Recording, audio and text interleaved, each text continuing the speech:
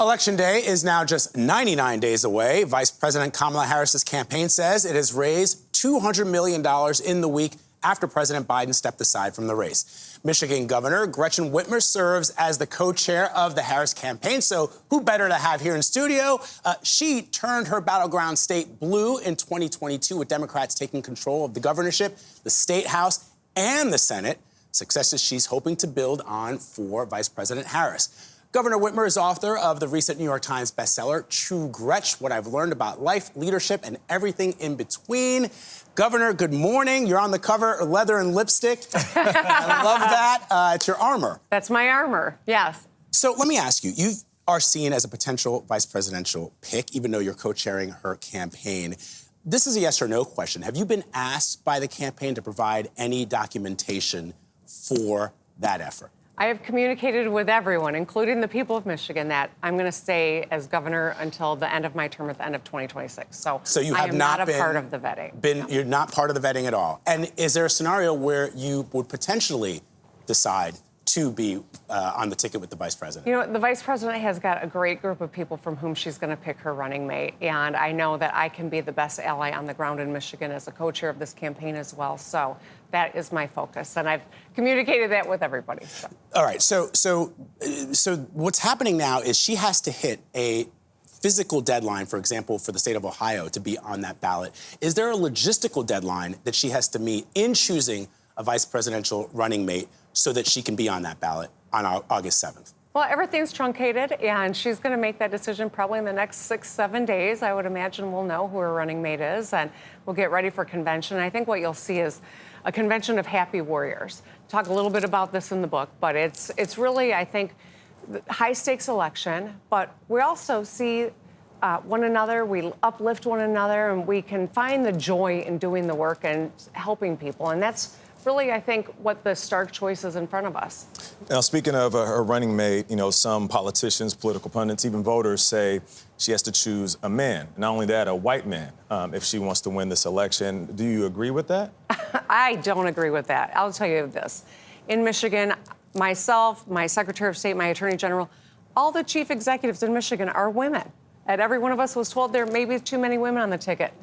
Baloney. We've proved that wrong in the swingiest of swing states. And I think when you show up and you listen to people, which is part of, I think, my philosophy, and I know that Vice President Harris shares that, every person matters. Every person's important. We got to show up. We got to build a future so that every person can see prosperity and a brighter future in this country. Right about that? Is that the playbook strategy to improve her numbers in battleground states, which recent polls have her trailing Trump in some of them? Yeah, I think we are seeing on the ground a lot of enthusiasm and excitement. People are wanting to be a part of this moment and see the opportunity. We also know that it is in Michigan, we don't clutch our pearls when we're down 2 points, and we don't celebrate when we're up 2. This is going to go down to the wire. It's going to be a close race, and we can't forget that. $250,000 almost raised in less than a week. I mean, well, a week, here we go. But no television ad campaign on the national level. What is taking so long?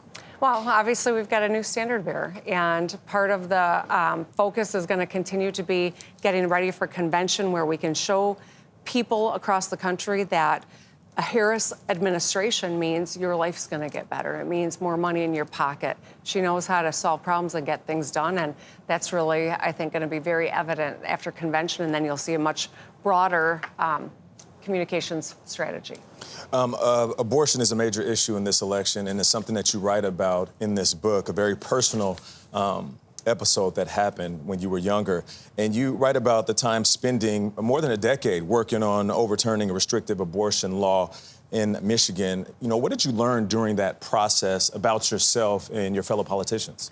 Yeah, well, you know, this book really is 10 things I've learned in my life that I have used to navigate some of the toughest years anyone could imagine being governor of Michigan, with plots and pandemics and violence and demonstrations. And so this, I think, chapter is really about never giving up. Yeah. I lost a fight to protect women's right to access health care in 2013.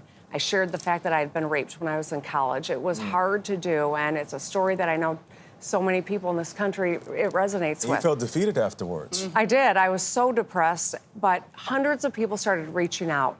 10 years later, as sitting governor with a Democratic legislature, we were able to repeal that very law on that 10-year anniversary. So these fights are worth having.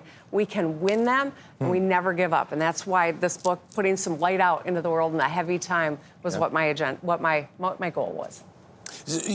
More than 100,000 Michiganders voted uncommitted in the Democratic primary to protest President Biden's handling of the Israel-Hamas war. How does the vice president, and part of that same administration, obviously, get those voters on board? Because Michigan is key.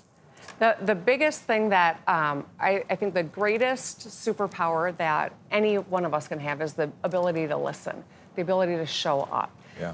Part of what the lessons are in the book, but it's also how Vice President Harris, I think that's her philosophy as well. She had that meeting with Bibi Netanyahu and came out, reaffirmed her support for Israel, but also recognized the humanitarian crisis that is playing out every day, the pain that Arab Americans are feeling, and Muslim Americans and Palestinian Americans. It's a huge as well demographic as in Michigan, by the way. Right, as well as Jewish Americans. Yeah. The only universal truth right now is that everyone is hurting. And an acknowledgement of that, I think, was so important, and I'm grateful that she did it. We've got to continue to show up on the ground in Michigan, Pennsylvania, Wisconsin, and the handful of states that are going to be on the bubble and decide this thing. But I know that that's her philosophy, too, learning to listen.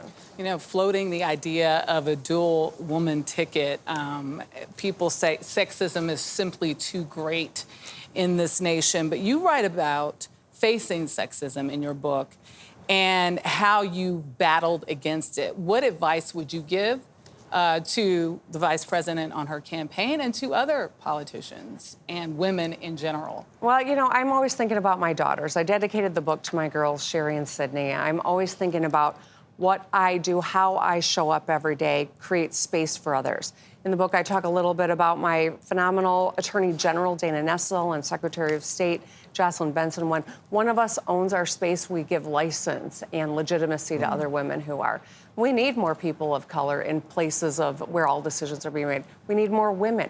Diversity can be such a great strength. Companies that value that have greater profits. So it's in all of our interests to make sure that as we make really hard decisions, there's diverse, empowered representation. I talk about my chief medical officer in the middle of the pandemic, a woman named Jonay Caldoun, a black woman who is also an ER doc.